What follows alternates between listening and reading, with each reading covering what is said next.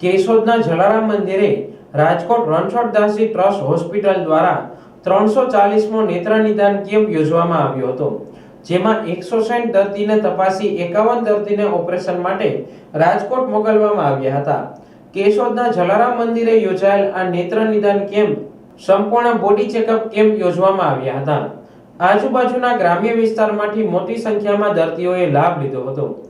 કેશોદના આંબાવાડી વિસ્તારમાં આવેલ જલારામ મંદિરે નેત્ર નિદાન કેમ્પ, બોડી ચેકઅપ તથા ડાયાબિટીસ ચેકઅપ કેમ્પનું આયોજન કરવામાં આવ્યું હતું. કેશોદ જલારામ મંદિરે છેલ્લા ઘણા વર્ષોથી યોજાતા નિઃશુલ્ક નેત્ર નિદાન કેમ્પમાં અત્યાર સુધીમાં 340 જેટલા નેત્ર નિદાન કેમ્પ યોજવામાં આવ્યા છે, જેમાં લગભગ 24,184 જેટલા મોતિયાના દર્દીના free operation Ranchhoddasji hospital Rajkot દ્વારા કરવામાં આવ્યા છે.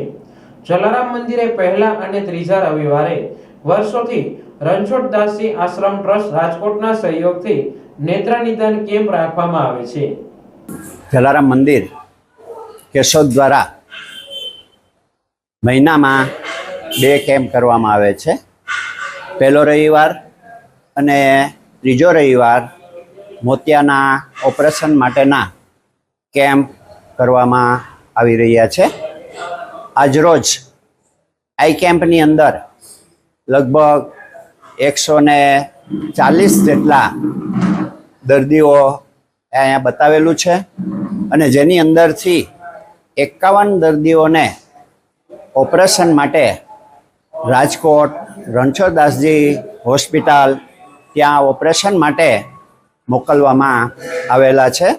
અહીંયા જુદા જુદા દાતાઓ દ્વારા આ જે કેમ્પ થાય છે એની અંદર ભોજન પ્રસાદની વ્યવસ્થા કરવામાં આવે છે. આજે અમારે જે દાતા છે એમાં ભરતભાઈ તન્ના, એના સંજયભાઈ તન્નાના સ્મરણાર્થે રાખવામાં આવેલું હતું, જેની અંદર અમને જે સપોર્ટ છે એ તે દેવાણીભાઈ જમનાદાસભાઈ દેવાણી અને પ્રફુલભાઈ દેવાણી દ્વારા આ કેમ્પનું આયોજન કરવામાં આવેલું છે. અત્યારે ઘણા વર્ષો થયા આ કેમ્પ કરવામાં આવે છે, જેની અંદર અત્યાર સુધીમાં 340 જેટલા કેમ્પ કરવામાં આવેલા છે, જેમાં 24,000 ઉપરાંત દર્દીઓને આંખના ઓપરેશન થયેલા છે અને એક નવી દ્રષ્ટિ પ્રાપ્ત થયેલી છે. જલારામ મંદિર દ્વારા આ જુદી જુદી પ્રવૃત્તિઓ કરવામાં આવે છે, જેમાં સાંજનું અન્નક્ષેત્ર પણ દરરોજને માટે ચલાવવામાં આવે છે. જય જલારામ.